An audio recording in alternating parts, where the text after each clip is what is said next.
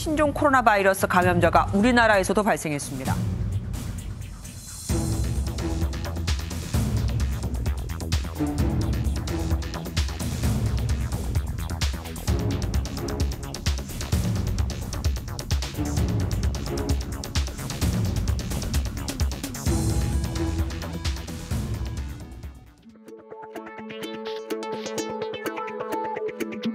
삼 년 4개월 만에 국민들께서 일상을 되찾으시게 돼서 기쁘게 생각합니다. 마스크 대란에 거리두기 혼란, 정치 방역 논란까지 이젠 다 완전한 과거가 됐습니다. 다음 달부터는 확진자 격리 의무도 사라지고 마스크도 병실이 있는 병원급이 아니면 일반 의원에서는 쓰지 않아도 됩니다. 코로나19 검사와 치료, 예방접종은 계속 무료로 받을 수 있죠. 하지만 우리나라는 아프다고 쉬는 게 쉽지 않은 근로자들이 많죠. 격리가 의무가 아닌 권고가 되면 아파도 억지로 일해야 하는 일도 생길 수 있다는 게 문제입니다. 첫 소식 박유영 기자가 보도합니다. 정부가 당초 계획보다 방역 완화 조치를 한 달 이상 앞당긴 건 상황을 통제할 수 있다는 판단이 섰기 때문입니다. 코로나19 극복을 위한 방역 조치는 자율기조로 전환하게 됩니다. 이에 따라 다음 달 1일부터 확진자 7일 격리 의무가 5일 권고로 바뀝니다. 동네 의원과 약국 등 마스크를 벗을 수 있는 곳도 지금보다 늘어납니다. 요양시설에 계신 부모님을 뵐 때 음식을 나눠 먹는 것도 가능해집니다. 다만 완전 종식이 아닌 만큼 현행대로 유지되는 부분도 있습니다. 30개 이상 병상을 갖춘 중대형 병원에선 여전히 마스크를 써야 하고 입원 환자와 보호자, 요양병원 방문자들도 미리 자가키트 검사를 해야 합니다. 코로나19 검사와 치료, 예방접종 등도 지금처럼 무료로 받을 수 있습니다. 3년 4개월 만에 맞게 된 일상회복 선언을 대체적으로 반기는 분위기지만 우려도 나옵니다. 특히 아프면 쉬는 문화가 정착되지 않은 상황에서 격리 의무가 사라지면 근로자 부담만 커질 수 있습니다. 각 사업장에서도 유급휴가나 재택근무 그런 것들을 좀 제도화해서 자체적으로 좀 시행할 수 있는 그런 준비를 해주실 것을 당부드리겠습니다. 정부는 학생의 경우 격리 권고 기간 내 수업을 빠지고 치료를 받더라도 이전처럼 출석으로 인정하겠다는 방침입니다. MBN 뉴스 박영입니다. 이렇게 완전한 일상 회복이 다가왔지만 여전히 아물지 않은 상처로 고통받는 사람들이 있습니다. 백신 부작용으로 가족을 잃고 거리로 나온 사람들. 코로나로 진 빚을 갚지 못하고 여전히 빚더미에 눌려있는 자영업자들이 그렇습니다. 최희지 기자가 만나보았습니다. 어떤 심의와 어떤 절차를 걸쳐서 인과성이 없다고 판정을 내리는 건지 그것이 궁금하고 억울하지 않기 위해서. 강릉에서 첫 차를 타고 서울로 올라온 준우 어머니입니다. 2021년 10월 27일 화이자 백신 2차 접종 이후 74일 만에 사망한 아들의 억울함을 풀기 위해 거리로 나왔습니다. 백신 부작용일 수 있다는 주치의의 소견서도 받았지만 정부에서 돌아온 답변은 관련이 없다는 말뿐이었습니다. 그냥 인간성 없음이라고만 나와 있는 거예요. 우리 아들 억울하고 만 풀는 날이 오면 저희는 아직까지도 진행 중이에요. 이렇게 서울과 강릉 등 전국에서 모인 코로나19 백신 피해자들이 청계 광장에 설치된 분향소, 병원, 국회 앞을 지키며 목소리를 내고 있습니다. 국회 앞에 천막이 설치된 지도 벌써 1년이 다 되어오고 있습니다. 피해자들은 이곳에 나와 백신 피해 보상 특별법을 위한 서명 운동을 진행 중인데 지금까지 2만여 건의 서명을 받았습니다. 4월 26일 날 법안 통과시킨다고 했던 분들이 질병청에서 반대한다라고 지금 법안을 상정조차도 하지 않았습니다. 5월 달에는 억울함을 풀 수 있는 계기가 빨리 좀 왔으면 좋겠고요. 백신 부작용으로 인한 사망자 신고 건수는 2,000명에 육박하고 주요 이상 반응도 17,000여 건에 달합니다. 피해자 가족들은 최소 대법원 판례만큼만이라도 피해 구제안이 마련되길 희망하고 있습니다. 팬데믹의 여파는 국내 취업 인구의 5분의 1을 차지하는 자영업자에게도 큰 피해를 남겼습니다. 자영업자의 빚은 지난해 말 잔액이 1,000조 원을 넘어 사상 최고치를 기록했습니다. 코로나가 유행하기 직전인 2019년 4분기와 비교하면 무려 335조 원, 50% 가까이 늘어났습니다. 특히 소득 하위 30% 저소득 자영업자의 연체율이 1.2%까지 증가하며 3년 만에 최고 수준입니다. 하도 빚을 쓰니까 이자를 낼 수 있는 방법도 없어지고 굉장히 힘듭니다. 쪼달리어서. 9월부터는 상환 유예 금융 지원이 종료되기 때문에 추가 부실이 우려되는 상황입니다.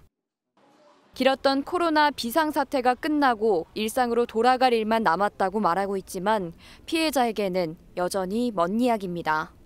MBN 뉴스 최희지입니다. 사회적 약자에겐 더 잘해야 하는데 그렇지 않은 이들이 있죠. 전북 군산에서 여성 지체 장애인들이 장애인 콜택시 운전기사로부터 오랜 기간 성폭력을 당했다는 충격적인 증언이 나왔습니다. 낯뜨거운 성희롱 발언을 하고 뇌수술을 한 사람에게는 음란물까지 전송했지만 다른 운송수단을 찾기 힘든 이들로서는 혹 배차를 안 해줄까 신고를 못했다고 합니다. 강세훈 기자가 단독 취재했습니다. 지체장애인 A씨는 장애인 콜택시가 유일한 교통수단입니다. 그런데 지난해 운전기사에게 입에 담기조차 어려운 말을 들었다고 했습니다. 부인하고 각방을 쓴다고 그렇게 얘기를 하시더라고요. 물은 것도 아니었는데 직접적으로 자기 성기를 거론하면서. 장애인 권익기관에서 조사했더니 피해자는 A씨만이 아니었습니다. 2020년부터 지난해까지 여성 지체장애인 4명이 운전기사에게 성희롱과 성추행을 당했다고 했습니다. 뇌졸중으로 쓰러지셔서 뇌수술을 여러 번 하신 분인데 그분한테 그 음란물을 보냈다는 얘기를. 하지만 콜택시 배차 과정에서 불이익을 당할까 봐 그동안 말하지 못하다가 뒤늦게 용기를 내게 됐다고 털어놨습니다. 이게 도가 넘치는 거예요. 그래서 자꾸 피해자가 생기니까 더는 묵고 있으면 안 되겠다. 가해자로 지목된 운전기사는 콜택시에 탑승한 장애인 부모까지 성희롱했다는 내부 증언도 나왔습니다. 해당 기사가 장애 아동의 엄마에게도 오빠라고 불러라 하는 등 수치스러운 언행이 있었다고 알고 있습니다. 이에 대해 해당 운전기사는 성희롱이나 성추행한 사실이 없다고 해명했습니다. 장애인 권익기관은 피해자가 더 있는지 조사를 거쳐 운전기사를 경찰에 고발할 계획입니다. MBN 뉴스 강세훈입니다. 성폭력 사건은 2차 가해를 막기 위해 조사에 앞서 피해자와 가해자를 분리하는 게 맞죠. 아니, 기본입니다. 그런데 전북 군산시는 이런 기본적인 처분도 하지 않았습니다. 지체 장애인들이 성폭력 피해를 알린 게 지난 3월인데도 말입니다. 계속해서 박상호 기자가 단독 보도합니다. 여성 지체 장애인들이 장애인 콜택시 운전기사에게 성폭력을 당했다며 전북 군산시에 알린 건 지난 3월 중순입니다. 이들은 해당 운전기사가 콜택시 운행을 못하도록 업무에서 배제해달라고 요청했습니다. 하지만 담당 지자체의 대응은 무성의했습니다. 군산시는 장애인 콜택시 관리 감독 권한이 있는데도 기사의 업무 배제는 운영기관인 장애인 이동센터에서 처리할 문제라며 나서지 않았습니다. 저희가 위탁기관의 직원의 징계 관련해 지시는 할 수 없어요. 장애인 콜택시 운영기관 역시 피해자가 누군지 알려달라는 황당한 요구를 하며 해당 운전기사를 감싸기에만 급급했습니다. 제가 또 물어봤죠. 그런 일이 있냐고 또 없다는 거예요. 그럼 우리가 어떻게 해? 결국 상급기관인 전북도청이 개입하고 나서야 해당 운전기사는 업무에서 배제됐습니다. 사건이 제기된 지 거의 2달 만입니다. 이게 긴급한 상황인데도 불구하고 이거 확인만 하고 있는 것 같아서 도에서. 전문가들은 장애인 콜택시의 서비스질 향상과 문제 상황에 적극 대처하기 위해 운영을 민간 위탁이 아닌 공공에서 맡아야 한다고 지적합니다.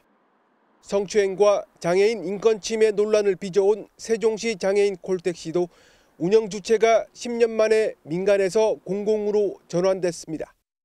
MBN 뉴스 박상호입니다. 하굣길에 녹색 신호등을 보고 횡단보도를 건너던 초등학생 조은결 군이 우회전 정지 신호를 무시한 버스에 치여 숨지는 사고가 있었습니다. 우회전 일시 정지 의무화가 시행된 지 한 달도 안 됐고 차량 우회전 신호등이 따로 있었음에도 말이죠. 사고 현장엔 스쿨존에서 벌어진 8살 소년의 안타까운 소식을 들은 시민들의 행렬이 이어졌습니다. 윤기란 기자가 다녀왔습니다. 차로를 바꾼 시내버스가 사거리에 진입합니다. 우회전 신호는 분명히 빨간불인데 버스가 이를 어기고 움직입니다. 그 순간 횡단보도를 건너던 아이가 버스에 치고 맙니다. 초등학생인 8살 조은결 군이 수업을 마치고 귀가하다 사고를 당하는 모습입니다. 조 군은 심정지 상태로 병원으로 옮겨졌지만 끝내 숨졌습니다. 사고 당시 아이는 녹색 보행자 신호를 보고 횡단보도를 건너고 있었는데요. 당연히 정지해야 했던 버스는 그대로 이곳으로 진입해 아이를 들이받았습니다. 현장엔 안타까운 사고 소식을 접한 시민들의 발걸음이 이어졌습니다. 세운 대로 파란불에 그냥 신호를 건넜을 뿐인데 이렇게 갑자기 얼마나 무섭고 아팠을까 이런 생각을 하니까 마음이 너무 아프더라고요. 유족은 우회전 일시정지 의무화 시행 한 달도 안 돼 스쿨존에서 이런 일이 벌어졌다는 게 믿기지 않습니다. 민식이법이나 배생아법이나 있으면 뭐 하나요? 계속 사건은 터지는데. 진짜 중요한 법이 뭔지를 생각하고 만들었으면 좋겠어요. 법원은 어린이 보호구역에서 우회전 정지 신호를 위반해 조군을 숨지게 한 50대 버스 기사에 대해 구속영장을 발부했습니다. MBN 뉴스 윤기란입니다. 사실 우회전하던 차량이 사람을 치는 일은 종종 발생을 하죠. 우회전 일시 정지 의무가 강화됐지만 앞서 은결이 사건 보셨듯 별 소용도 없고요. 그래서 횡단보도 위치를 조정해야 한다는 주장이 나오고 있습니다.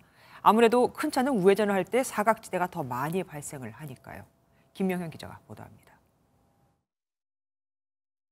대전의 한 교차로입니다.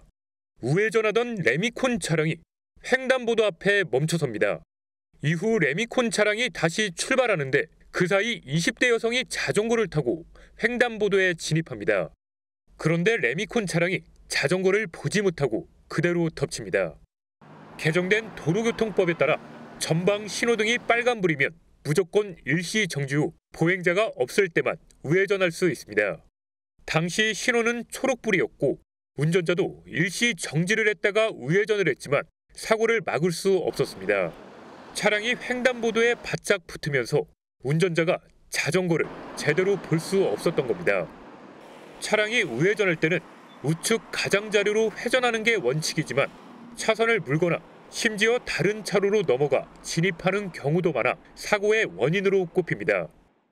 그런 차들이 갑자기 나오면은 예상치 못하지 않나. 그래서 더 사고가 많이 날 수 있을 것 같습니다.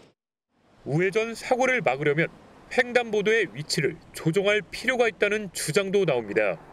전문가들은 횡단보도를 꺾이는 부분에서 10m 이상 더 멀리 밀어내면 사각지대를 최소화할 수 있다고 조언합니다.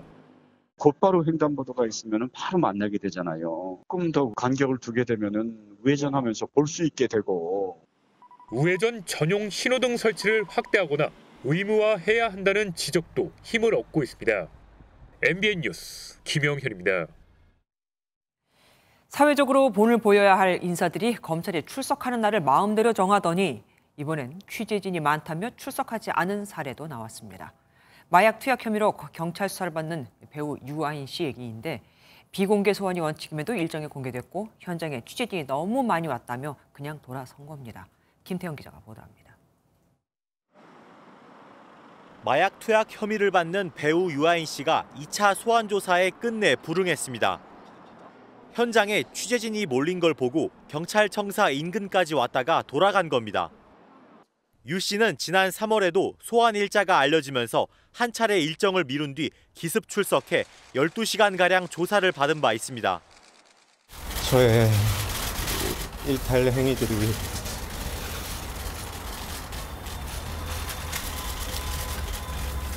누구에게도 피해를 끼치지 않는다 그런 식의 자기 합리화 속에서 그런 잘못된 늪에 빠져 있었던 것 같습니다.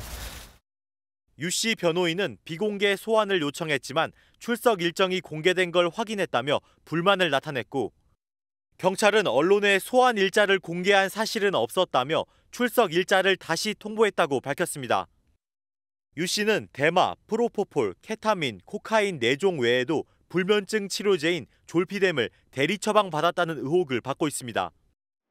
경찰은 공범으로 지목된 주변인 4명에 대한 수사와 함께 총 5종의 마약 투약 장소와 시기 등을 특정해야 하는 만큼 유 씨에 대한 소환 조사가 불가피하다는 입장입니다. MBN 뉴스 김태형입니다. 계속 흉흉한 소식 전해드리게 되네요. 지난해 6월부터 베트남에서 일명 클럽 마약으로 불리는 엑스터시 등을 밀수해온 조직원과 투약자 76명이 검거됐습니다.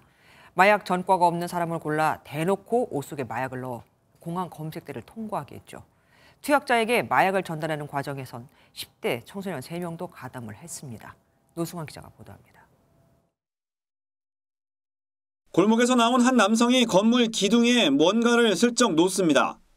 이 물건은 다름 아닌 마약이었습니다. 20대 총책을 주축으로 꾸려진 밀수 조직은 지난해 하반기 베트남에서 엑스터시와 케타민 등 마약 22억 원어치를 몰래 들여왔습니다. 8만여 명이 동시에 투약할 수 있는 양입니다. 이들은 대담하게도 마약을 속옷 안에 넣어 그대로 인천공항 검색대를 통과했고 7차례나 한국과 베트남을 오갔지만 당국은 눈치채지 못했습니다. 애들 운반책들도 마약 정가가 없습니다.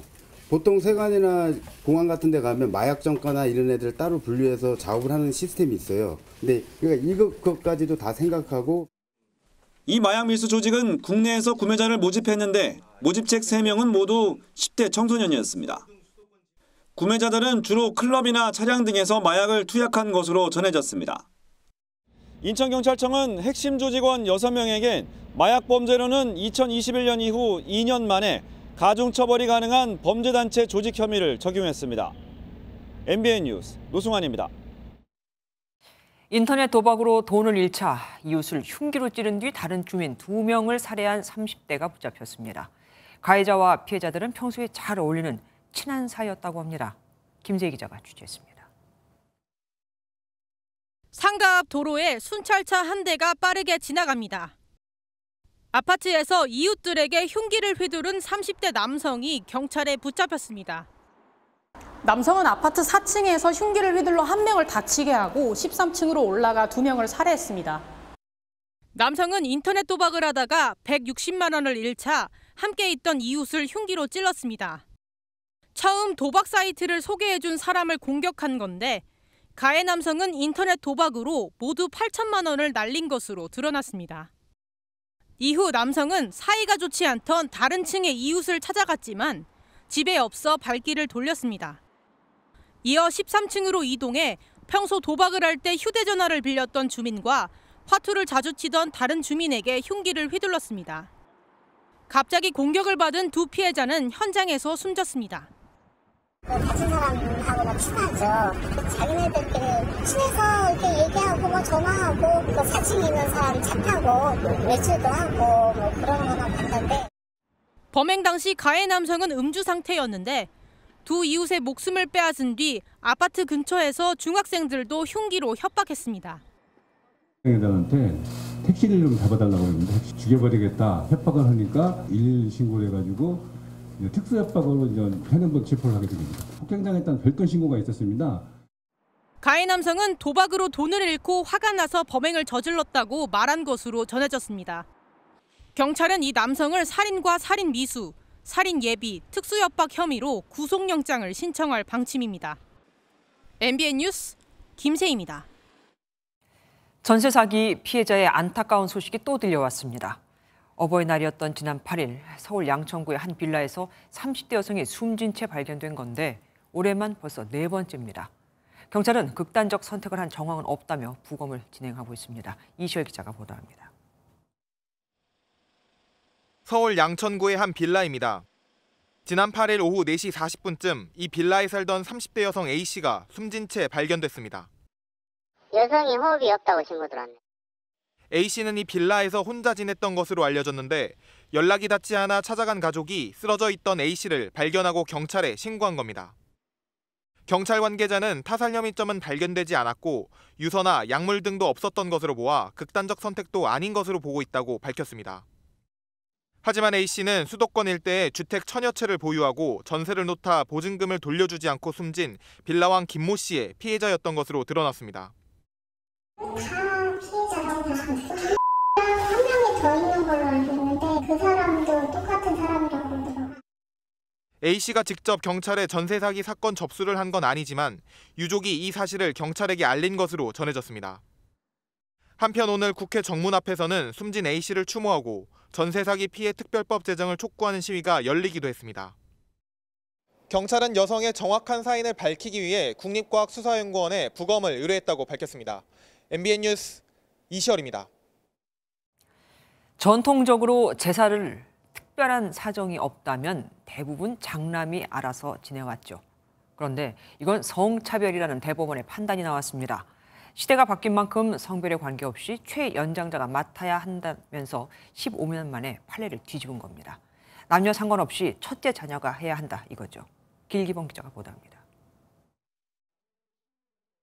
지난 1993년 남편과 결혼해 두 딸을 낳은 A씨. 남편은 결혼 생활 도중 내연녀 B씨와 외도를 했고 아들을 낳았습니다.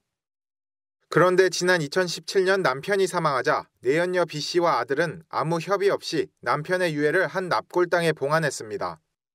이에 A씨와 딸들은 추모할 권리를 달라며 유해 인도 소송을 제기했지만 1, 2심 모두 B씨와 아들 손을 들어줬습니다.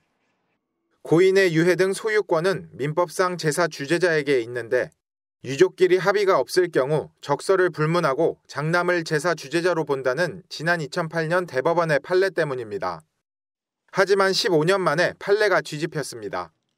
대법원 전원합의체는 합의가 없으면 제사 주재자는 최근친의 연장자가 우선한다며 아들을 우선하는 기존 판결은 성차별을 금지한 헌법 정신에 어긋난다고 판단했습니다. 현대사회의 제사에서 부계혈족인 남성 중심의 가계 개성 의미는 상당 부분 퇴색하고 망인에 대한 경애와 추모의 의미가 보다 중요해지고 있습니다. 가장 성차별이 심했던 부분, 그게 저는 제사의 영역이라고 생각을 하거든요. 이제 그러한 영역에서조차도 남녀가 평등하고 헌법상 원칙을 대법원이 명확하게 천명했다. 대법원은 사회적 혼란을 막기 위해 최연장자가 제사 주재자가 되는 건 판결 선고 이후부터 적용된다고 덧붙였습니다. MBN 뉴스 길기범입니다. 재작년 미국에서 아들이 극단적 선택을 하려 한다는 신고를 받고 출동한 경찰이 해당 남성에게 도리어 50발가량의 총격을 가한 사실이 뒤늦게 알려졌습니다. 피해자가 총기를 들어 대응 사격을 했다 이건데 당시 총상을 입고 여러 차례 수술을 받은 남성이 지역 경찰 당국을 상대로 소송을 제기했습니다. 고종수 기자입니다. 2021년 5월 미국 사우스캐롤라이나주 요크 카운티. 숲속에 도착한 경찰 4명이 트럭을 향해 총격을 가합니다. 아들이 차량에서 총기로 극단적 선택을 하려 한다는 가족의 신고를 받고 경찰이 출동한 건데 만류 정황은 보이지 않습니다. Almost 50 shots fired at somebody who was in need of help. A citizen who was in need of help. 총 9발을 머리와 양손 등에 맞은 남성이 수차례 수술을 받고 나서 경찰 당국과 현장 경찰관을 지역 민사법원에 고소하면서 이번 사건은 뒤늦게 알려졌습니다. 총기를 사용한 경찰의 중대 과실 여부가 쟁점입니다. 원고 측은 남성이 트럭 안에서 손을 들며 어떤 공격적 행동도 하지 않았다고 주장한 반면 현장 경찰관들은 총을 집으려 했다고 맞서고 있습니다. 미 워싱턴 포스트는 촬영된 영상으론 이를 판단할 수 없다고 밝혔습니다. 경찰 측은 지역 사법당국 조사에서도 아무런 잘못이 없었음이 확인됐다는 성명을 내며 법적 공방을 예고했습니다. MBN 뉴스 고정수입니다.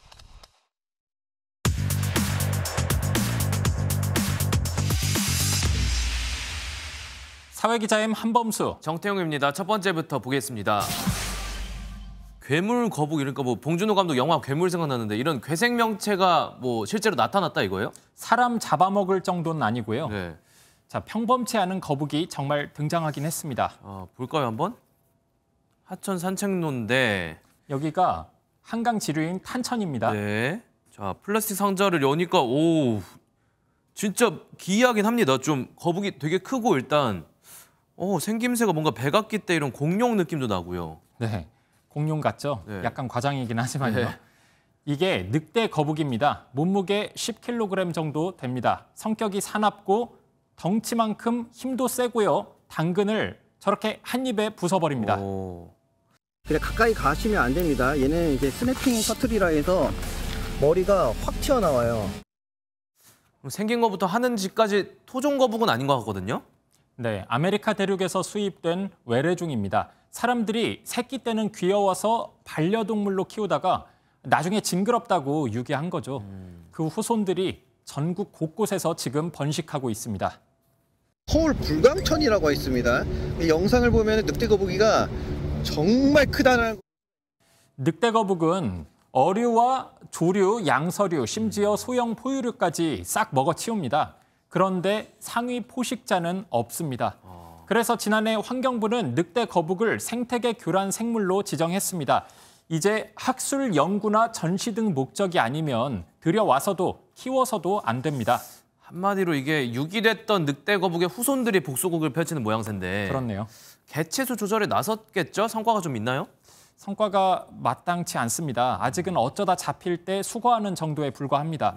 평소 물속에서 잘 나오지 않고 산란할 때도 땅굴을 파고 들어가니까 잡기 어려운 상황입니다. 야, 이 뭐 황소개구리부터 베스, 뉴트리아 이런 정말 애먹였던 우리 동물들 기억나거든요. 네. 여기에 늑대 거북까지 이제 교란종으로 추가가 됐습니다. 이번에 좀 골든타임 놓치지 않고 조기에 좀 잘 잡아야 할 것 같아요. 맞습니다. 또 누군가 섣불리 늑대 거북 들여왔다가 저런 일이 부메랑처럼 터졌다고 생각합니다. 네. 아메리칸 스타일로 잘 살던 늑대 거북도 낯선 땅 와서 불쌍해졌고 사람들도 피곤해졌습니다. 이 부분도 되짚어 봐야겠습니다. 그렇습니다. 다음 내용입니다. 2220명의 아기들, 이거 무슨 말이죠? 오늘 무슨 날인지 아시나요? 아니요, 오늘 평범한 날 아니에요? 그렇죠. 오늘이 입양의 날입니다. 입양의 날이요? 네. 그러면 2220명이 어디선가 입양됐다, 뭐 이런 뜻인가요? 네, 정확히 말씀드리면 14년 전부터 운영돼 온 베이비박스로 들어온 아기들 숫자입니다. 네. 대충 계산해 보니까 거의 이틀에 한 명꼴이더라고요. 이틀에 한 명이면 생각보다 훨씬 많네요. 그렇죠. 벌써 14년 운영해서 그런지 베이비박스는 모르는 분들이 이제 별로 없을 것 같아요. 네, 어느 정도 유명해졌고 조금 특별한 날이기도 한 만큼 운영자를 찾아가 봤습니다. 그랬군요. 베이비박스를 직접 만들었고 지금까지도 운영 중인데요. 처음에는 생선박스에 버려진 아기를 보고서 마음을 먹었다고 하네요. 생선박스에 있었고 그 고양이가 주변에 들고 있다고 사삭 거리면서 도망가고 박스를 열어보니까 다운 증후군 아이고 또 미숙아였었어요. 이 애들을 살리지 않으면 안 되겠다.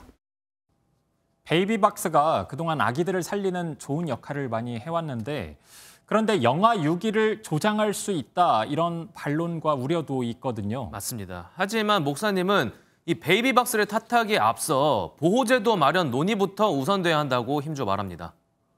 10대 아이들을 출생신고하면 학교를 다닐 수 없죠. 국가에서 보호를 당연히 해야 되거든요. 그에 대해서는 이야기를 안 하고 이 산모의 익명 출산을 돕도록 한 법안이 2020년에 발의는 됐거든요. 근데 이제 국회에 아직도 계류 중인 상황이고요. 스스로도 장애아동 16명을 입양해서 키우고 있는 목사님은 베이비박스가 사라지는 게 최종 목표라고 하네요. 베이비박스가 좀 없는 나라가 좋지 않겠어요? 태어난 생명도 보호가 되고 미혼모도 아이를 잘 양육할 수 있도록 이렇게 법제도 행정이 잘 이루어지면 베이비박스가 필요 없겠죠. 갓 태어난 어린 생명을 사랑하는 목사님 마음이 느껴집니다. 그래도 목사님 말대로 근본적인 대책이 나와서 베이비박스 자체가 없어지는 게 더 좋겠죠. 국회에서 좀 더 빠르게 대안 마련해 주시길 바랍니다. 그렇습니다. 오늘은 여기까지입니다. 지금까지 사회기자 M이었습니다. 4,895억 원 규모의 배임과 133억 원 뇌물 의혹으로 기소된 이재명 더불어민주당 대표에 대한 재판이 시작됐습니다. 이 대표는 법정 대신 국회에서 부정한 돈을 한 푼도 받은 적 없다며 혐의를 부인했습니다. 검찰도 정황만 갖고 얘기할 뿐 돈을 받았다는 증거를 못 찾지 않느냐면서요. 하지만 검찰 입장에선 제3자 뇌물죄, 배임죄 이런 걸 의심하고 있죠.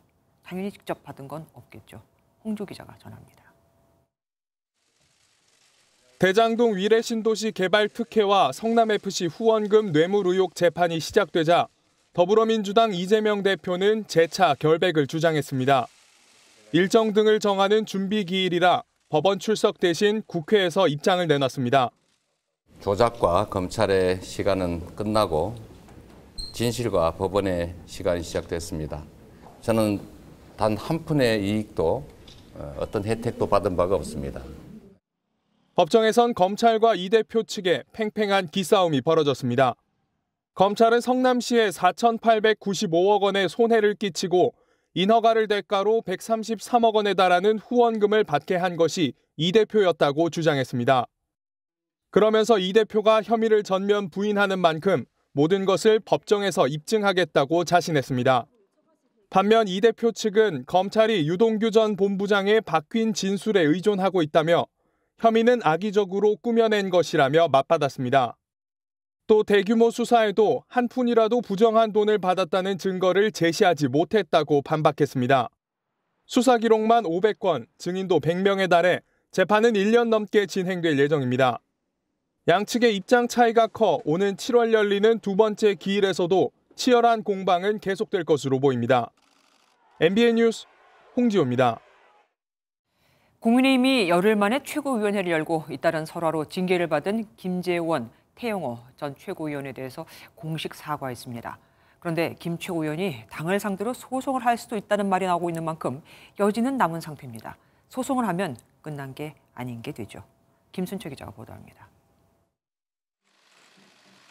지난 1일 이후 열흘 만에 열린 국민의힘 최고위원 회의는 시종일관 무거운 분위기였습니다. 김기현 대표는 각종 설화로 당원권 정지 1년과 3개월의 징계를 각각 받은 김재원 최고위원과 태용호 전 최고위원을 언급하며 대국민 사과를 했습니다. 당원과 국민들께 심려를 끼쳐 당 대표로서 무척 송구한 마음입니다. 당 지도부의 일원은 언행에 있어 더욱더 신중을 기해야. 내년 5월까지 당원권이 정지돼 4월 총선 출마가 불가능해진 김 최고위원은 SNS에 앞으로 당과 나라에 보탬이 되는 일을 찾아 계속하겠다고 썼습니다. 이를 두고 당 일각에서는 김 최고위원이 탈당을 하거나 법원에 효력정지 가처분 신청을 낼 것이란 관측도 나오는데 지도부는 소송이 곧 해당 행위라는 입장입니다. 이와 별개로 국민의힘은 자진 사퇴한 태 전 최고위원의 후임을 당원에 따라 늦어도 다음 달 9일까지 선출하기로 했습니다. 당내에선 지도부 쇄신 차원에서 후임 최고위원에 친윤계보다는 여성이나 호남 출신을 안배해야 한다는 주장도 나옵니다. MBN 뉴스 김순철입니다.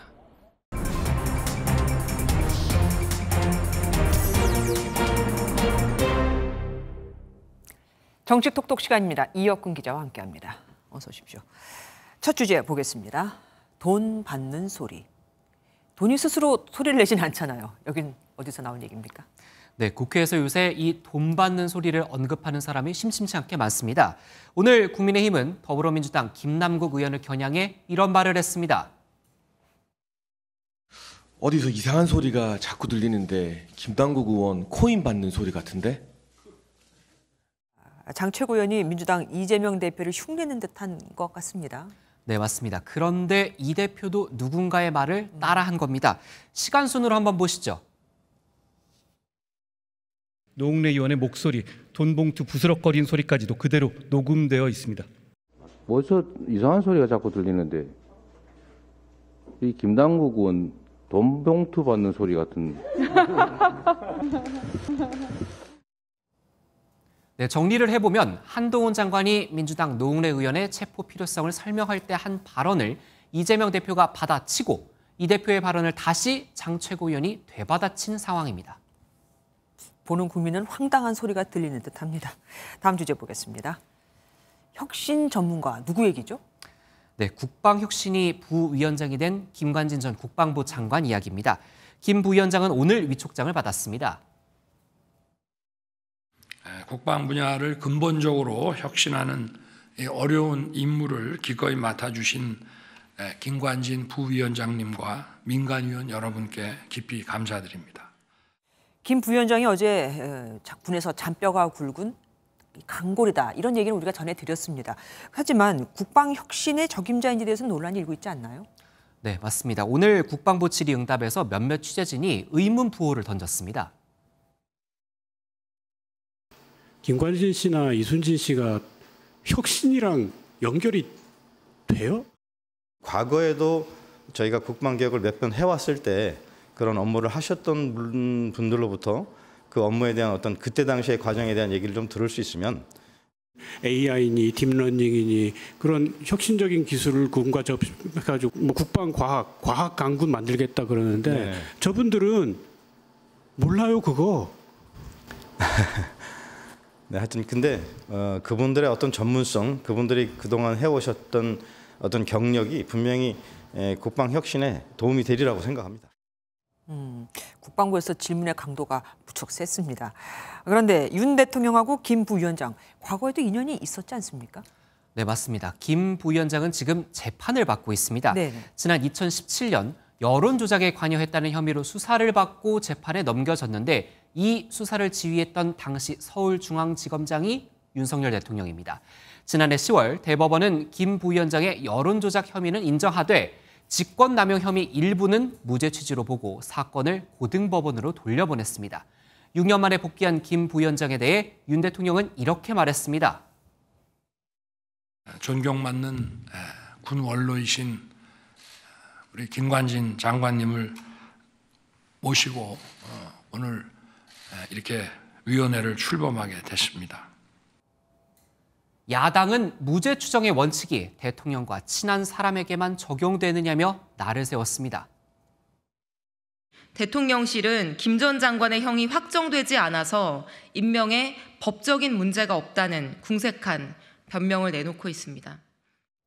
예, 마지막 주제 보겠습니다.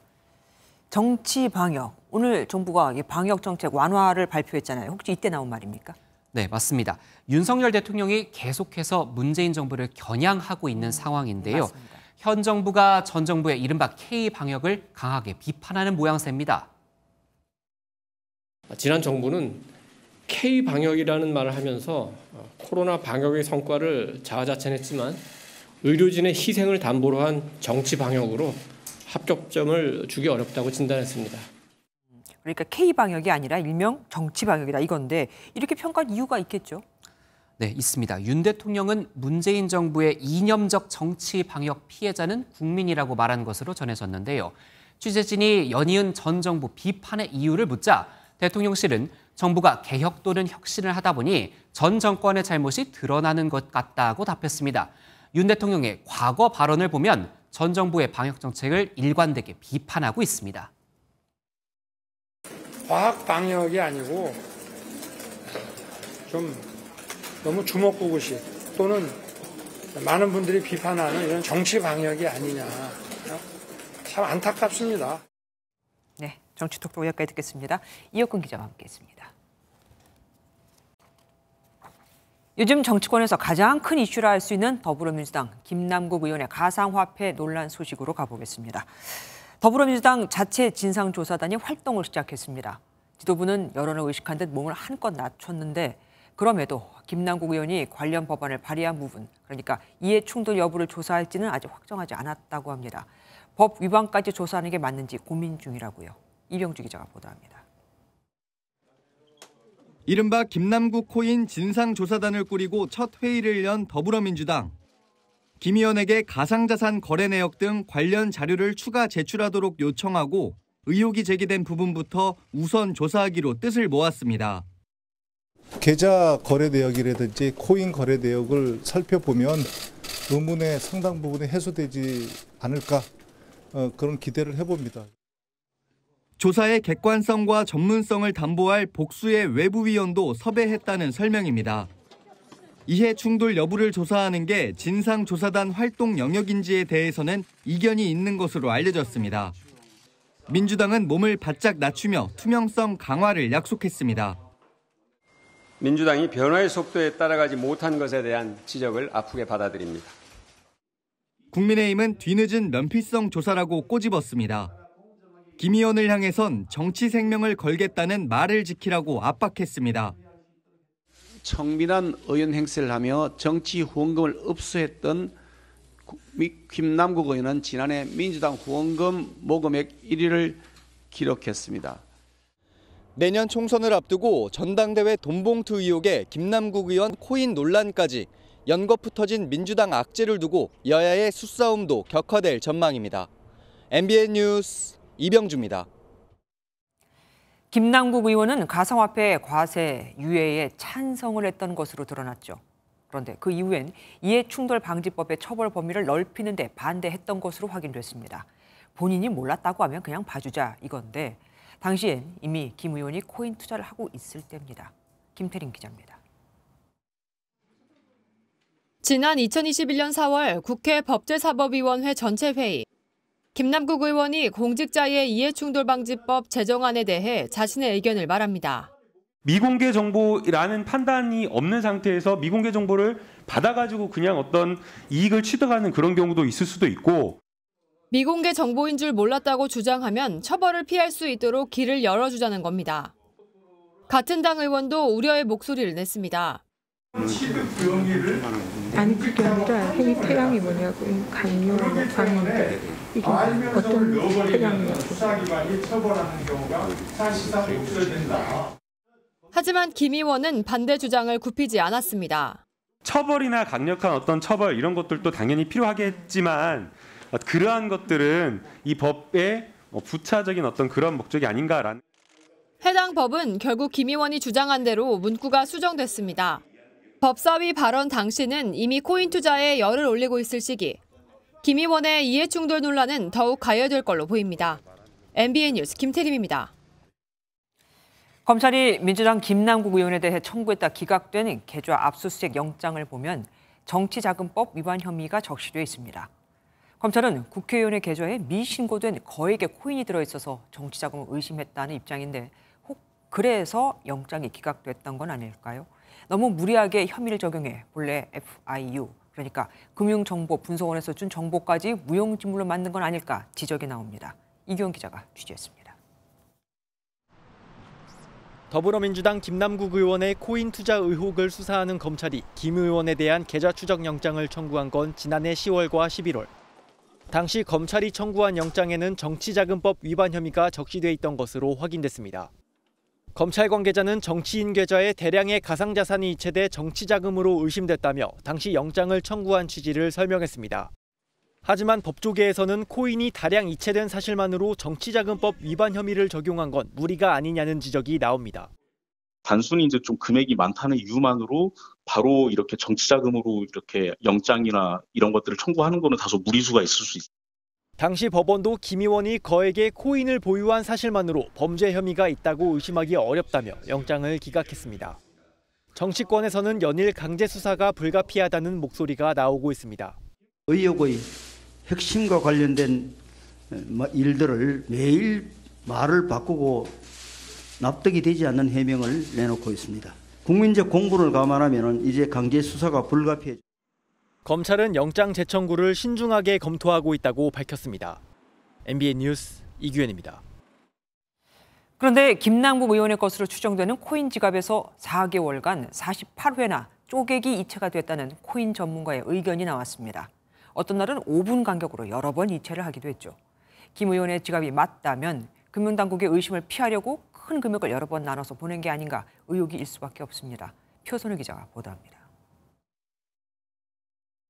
김남국 의원 것으로 추정되는 가상화폐 지갑입니다. 지난해 1월 28일 새벽 2시 22분 위믹스 300개가 빗썸으로 옮겨졌습니다. 5분 후 2시 27분 그리고 다시 4분 뒤 위믹스 10만 개와 30만 개가 차례대로 이체됐습니다. 김 의원은 지난해 1월 20일 지갑을 생성한 날로부터 약 4개월간 48차례에 걸쳐 위믹스를 거래소로 이체했습니다. 이 중 업비트와 빗썸으로만 47차례 이체됐는데 100억 원 상당이 적게는 수천만 원으로 쪼개졌습니다. 특히 지난해 2월 14일 하루에는 위믹스 3만 개가 6번에 걸쳐 이체되기도 했습니다. 이런 쪼개기 이체는 이상거래 의심을 사지 않기 위한 것이란 분석이 나오고 있습니다. 특정 금융정보법상 한 번에 큰 금액의 가상자산이 이체될 경우 거래소는 FIU에 이상거래 신고를 해야 하기 때문입니다. 소명자료를 요청할 경우에 자금 출처를 물어볼 경우에 그 시간이 많이 소비가 되잖아요. 그렇기 때문에 코인하는 사람은 큰 금액은 이상거래에 걸리지 않기 위해 쪼개서 보내는 경우가 자주 있습니다. 쪼개기식 이체만으로는 그 의도에 대한 해석의 여지가 있지만 자금의 출처 등 해명이 부족한 상황에서 금융당국의 눈을 피하려는 의도가 있었는지 김 의원 소명이 필요해 보입니다. MBN 뉴스 표선우입니다. 국회 정무위원회에서도 단연 김남국 의원의 가상자산 보유 논란이 화두가 됐습니다. 국회의원 전수서가 필요하다는 지적도 제기됐는데 정무위는 부랴부랴 가상자산 관련 법안을 통과시키기도 했습니다. 수년간 안 하던 걸 바로 처리해버린 겁니다. 강영호 기자가 보도합니다. 김남국 의원의 수십억 코인 논란이 불거진 가운데 열린 국회 정무위원회. 국민의힘은 김 의원이 보유한 가상자산에 대해 뇌물 가능성이 있다며 공세를 높였습니다. 부끄러운 사건이고 뇌물 사건이고 이거 그냥 자기도 몰빵해서 이 쓰레기 같은 코인 샀다고 저는 생각하지 않아요. 국회의원 전수조사가 필요하다는 지적도 이어졌습니다. 우선 첫 번째, 권익위가 전수조사를 좀 하시고 의심사례 수사 의뢰해야 되지 않느냐. 전수조사를 하려면 의원님 전체의 개인의 동의가 있어야만 가능하다는 점을 말씀드립니다. 가상자산의 불공정 거래를 규제하고 이용자를 보호하는 내용의 법안도 여야 합의로 통과했습니다. 논란이 불거지자 지난 2021년 이후 발의된 19건의 가상자산 관련 법안을 통합해 조정한 겁니다. 오늘 가상자산법이 정무위에서 의결되었습니다. 가상자산이 비로소 법의 테두리안으로 들어오게 되었습니다. 최근 불거진 SG증권 주가 폭락 사태와 관련해선 차액 결제 거래의 전문 투자자 자격 요건에 대한 강화 필요성이 민주당 의원들을 중심으로 제기되기도 했습니다. MBN 뉴스 강용호입니다. SG증권발 주가 조작 사건의 핵심 인물인 라더견 대표가 영장심사에 출석해 취재진의 질문에 묵묵부답으로 일관했습니다. 평소 해명하던 모습과는 많이 다르죠. 사실 관련 사건에 대해서 너무 자기 의견, 말을 많이 했다. 그래서 영장이 발부됐다는 말까지 있었는데 말입니다. 함께 체포됐던 측근 2인방에 대한 구속영장도 청구됐습니다. 신영빈 기자입니다. 손이 묶인 채 푸른 수의를 입은 투자업체 대표 라더견 씨가 호송차에서 내립니다. 구속영장 심사를 앞두고 법원에 출석한 건데 취재진의 질문에는 입을 굳게 다물었습니다. 시세 조정 혐의 인정하시나요? 법인 여러 개 만드셨는데 자금 세탁 용도입니까? 라 대표는 폭락 전 주가 흐름의 설계자로 투자자들에게 휴대전화 등을 넘겨받은 뒤 미리 정해둔 가격에 주식을 거래해 주가를 조작한 혐의를 받고 있습니다. 또 미등록 투자 자문업체를 운영했고 수익 일부를 수수료로 골프장 투자와 다른 법인에 빼돌린 혐의도 받고 있습니다. 라 대표와 함께 같은 날 체포된 투자 컨설팅 업체 대표인 변모 씨와 프로골퍼 출신 안모 씨 등 측근 2명도 구속영장이 청구됐습니다. 변 대표는 투자 자문업체를 총괄 관리해왔고 안 씨는 고액 투자자 모집 담당 역할을 해왔습니다. 라 대표의 구속 여부는 이르면 오늘 밤 결정될 것으로 보입니다. 검찰은 라 대표가 이번 사태의 배후라고 주장하는 김익래 다우키움그룹 전 회장에 대해서도 조만간 소환 조사할 방침입니다. MBN 뉴스 신영빈입니다. 지난 3일 검찰이 라더견 대표의 비밀 사무실을 압수수색할 당시 최측근인 손모 씨의 자택도 함께 대상이 됐었습니다. 그런데 손 씨가 수십억 원을 호가하는 최고급 아파트 등 2채를 서둘러서 처분하고 있는 정황이 확인됐습니다. 손 씨의 역할을 고려하면 그동안 숨겨뒀던 수익금을 현금화하는 것이라는 의혹이 나옵니다. 자칫 몰수당하면 안 되니까요. 박은치 기자가 단독 취재했습니다. 서울 용산구의 한 최고급 주상복합 아파트입니다. 최소 30억 원에서 40억 원에 거래되는 이곳은 라더견 대표의 최측근 40대 여성 손모 씨의 자택입니다. 손 씨는 라 대표의 수익금을 운반하고 은닉하는 데 조력한 인물로 서울 강남의 주점 등을 통해 라 대표의 수수료 대납을 진행하려 했던 것으로도 드러났습니다. MBN 취재를 종합하면 용산구에 여러 채의 고급 아파트를 갖고 있던 손 씨 가족은 주택을 모두 매물로 내놨습니다. 한 집은 이미 처분돼 이사도 마친 걸로 전해졌습니다. 손 씨의 역할을 고려할 때 라 대표 일당에게 발생한 수익으로 매입한 아파트를 다시 매각해 현금을 만들려고 한 것으로 의심되는 정황입니다. 피해자들의 그 실질적인 피해 회복을 위해서는 수사기관이 신속하게 시세 조정 그 가담자들이 얻은 수익이나 그 수익으로 취득한 그런 재산들을 동결시킬 필요가 있습니다. 라 대표 측근에 대한 수사망을 좁혀가는 검찰은 이들에 대한 몰수 추징 보전도 검토 중인 걸로 전해집니다. MBN 뉴스 박은치입니다. 감사원이 지난해 주요 부처와 기관들을 상대로 재정 지출 현황을 들여다보는 감사에 착수했죠. 이를 두고 문재인 정부의 확장 재정 기조를 겨눈 게 아니냐는 해석이 나왔는데요. 감사 결과가 이르면 다음 주 발표될 예정입니다. 그런데 실제로 문 정부에서 예비 타당성 조사 면제는 퍼주기성이었고 일자리 사업은 남발됐다는 결론이 나온 것으로 확인됐습니다. 안병수 기자가 단독 보도합니다. 감사원은 지난해 9월 정부 지출이 효율적으로 이루어져 왔는지에 대한 감사에 본격 착수했습니다. 기재부와 국토부, 고용부, 행안부 등 주요 11개 기관이 대상입니다. 재정의 건전성과 공공부문의 효율성 제고에 총력을 기울여야 하겠습니다. 재정 지출 전반의 누수 요인을 점검해서 문재인 정부 확장 재정의 적절성을 따져보고 재정 건전성 확보에 교두보를 마련하겠다는 취지입니다. 이르면 다음 주 공개될 감사 보고서에는 무분별한 예타 면제와 일자리 사업 남발이 부적절했다는 조사 결과가 담긴 것으로 MBN 취재 결과 확인됐습니다. 문재인 정부 임기 5년간 예타를 면제받은 사업은 모두 149개. 이명박 정부와 박근혜 정부보다 훨씬 많은 데다 사업 규모도 120조 1천억 원으로 대폭 늘었습니다. 특히 일자리 정책은 고용부와 행안부에서 중복 사업을 시행하는 등 혈세 누수가 발생한 걸로 보고 있습니다.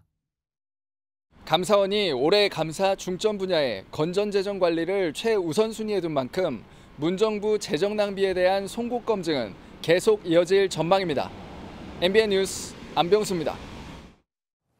삼성전자가 가장 먼저 내놓은 폴더블 폰 시장에 뛰어드는 경쟁자가 계속 늘고 있습니다. 중국 업체들에 이어 이번엔 구글이 접는 폰을 선보인 건데 스마트폰 시장이 접는 폰 중심으로 확대될 것이라는 전망도 나옵니다. 장가희 기자가 취재했습니다. 바탕 화면에 날개가 표시된 스마트폰을 열자 날개가 접히는 듯합니다.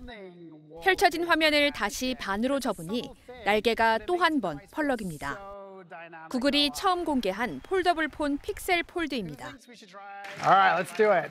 And it's a subtle thing, but it makes the device feel so dynamic and alive. Yeah, I just love that. 픽셀 폴드는 삼성전자 갤럭시 Z 폴드 4보다 가로는 더 길고 세로는 짧습니다. 두께는 접으면 12mm 수준으로 약 16mm인 폴드 4보다 얇지만 무게는 20g 정도 더 나갑니다. 화면을 나눠 다양한 작업도 동시에 할 수 있습니다. 폴더블 폰은 삼성전자가 지난 2019년 처음 출시한 이후 시장의 80%를 지키고 있습니다. 중국 샤오미나 화웨이, 오포 등이 폴더블 폰 시장에 뛰어들었지만 이제 글로벌 빅테크 기업인 구글까지 가세한 겁니다. 전 세계 폴더블 폰 시장은 구글 참여로 확대될 전망입니다. 점유율은 떨어질 수 있을 것 같고요. 그렇다면 지속적인 R&D 투자를 통해서 그 점유율을 높이도록. 애플도 접는 기기에 대한 특허를 얻은 것으로 알려져 폴더블 폰 시장에 뛰어들지 관심입니다. 폴더블 폰 시장을 지켜야 하는 삼성전자는 앞으로 화면을 2번 접을 수 있는 모델을 추가하고 올해 공개하는 새로운 폴더블 폰도 시기를 앞당길 것이란 전망이 나옵니다. MBN 뉴스 장가입니다. 극심한 경기 침체 속에 요즘 돈 굴릴 때가 마땅치 않죠. 부동산은 불안하고 주식과 가상화폐는 최근 이런저런 사건이 많아 선뜻 투자하기 겁나고 이런 분들이 관심을 가질 만한 재테크 박람회가 열렸습니다. 박기원 기자가 다녀왔습니다. 국내 최대 재테크 박람회인 서울 머니쇼. 238개의 부스에는 투자자 발길이 이어지고 강연장 앞에는 시작 전부터 긴 줄이 늘어섰습니다. 재테크 관련해서 이제 여러 가지 부동산이라던가 이런 것들에 좀 중점을 두고서 어떻게 하면 좀 돈을 굴릴 수 있는지 그런 거에 대한 게 제일 관심이 큰 것 같아요. 전문가들은 미국발 경기 침체 가능성이 80%에 달한다며 고수익을 쫓기보다는 분산 투자와 안전자산 확보가 중요하다고 말합니다. 다양한 가능성들을 좀 염두에 두고 분산 투자를 할 때는 조금 넓게 펼쳐가는 게 되게 중요할 것 같고요. 흔들리더라도 중심축을 잡을 수 있게 안전자산을 끼우는 그런 형태의 전략이 가장 필요하지 않을까. 아시아 지역에서는 성장주에, 선진국에서는 우량 채권에 투자하는 전략도 제시됐습니다. 아울러 종부세가 없고 월세 수입이 두둑한 뉴욕 부동산과 금도 투자 가치가 높다는 분석입니다. 부동산과 주식, 금융 등 다양한 재테크 정보를 한자리에서 만날 수 있는 서울 머니쇼는 오는 13일까지 개최됩니다. MBN 뉴스 박규원입니다. 일본 정부가 한국 정부를 상대로 후쿠시마 원전 오염수 현황에 대해 설명을 하겠다면서도 오염수 방류는 올여름 계획대로 시작하겠다는 방침을 재확인했습니다. 마스노 히로카즈 일본 관방장관은 정례 기자회견에서 해양 방류 시기는 올해 봄부터 여름 무렵으로 하고 있으며 이 일정에는 변경이 없다고 거듭 밝혔습니다. 북한이 오는 9월 중국 항저우에서 열리는 항저우 아시안게임에 출전할 걸로 보입니다. 대한체육회 관계자는 지난달 25일 북한 대표단이 중국 항저우에서 열린 조직위원회 브리핑에 참석했다고 밝혔습니다. 북한은 2년 전 도쿄올림픽에 무단 불참해 국제대회 출전이 정지됐지만 지난해 말 징계가 풀려 아시안게임 출전 가능성이 커졌습니다. 계절의 여왕이라고 불리는 5월답게 맑은 하늘 속 꽃들이 만발하고 있습니다. 오늘 경남 함안군의 모습인데요. 활짝 핀 작약이 봄 기운을 더해주고 있습니다. 내일은 하늘에 구름이 지나면서 낮 기온이 약간씩 떨어지겠습니다.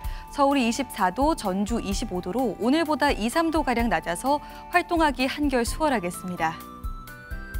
대기의 흐름이 원활하지 못해서 수도권과 충남 지역에는 내일 오전에 먼지가 쌓이는 곳이 있겠습니다. 또 내일 밤부터 제주에 비가 내리기 시작해서요. 모레 아침까지 제주와 남해안에는 약간 비가 내리는 곳이 있겠습니다. 내일 중부지방은 가끔 구름 많겠고 남부는 흐리겠습니다. 수도권을 비롯한 서쪽 지역은 내일 출근길 안개가 자욱하겠습니다. 자세한 지역별 내일 기온입니다. 중부지방 아침 기온은 서울이 13도, 낮 기온은 24도가 예상되고요. 남부지방 아침 기온은 광주와 부산이 14도, 낮 기온은 대구가 24도까지 올라서 특히 내륙을 중심으로 일교차가 크겠습니다. 이번 주말에는 대기 불안정이 심해지면서 내륙에 소나기가 지나는 곳이 있겠고요. 다음 주 화요일에는 서울 낮 기온이 28도까지 올라서 더 더워지겠습니다. 내주셨습니다. 안녕하세요. 김주하입니다. 공정하고 신속한 MBN 뉴스, 유튜브를 통해서도 만나보실 수 있습니다. 특히 더 많은 뉴스와 라이브를 보고 싶으시다면 오른쪽을 눌러서 구독하시면 됩니다. 어렵지 않죠? 빠르고 정확한 뉴스로 계속 찾아뵙겠습니다. MBN 뉴스를 시청해주신 여러분 고맙습니다.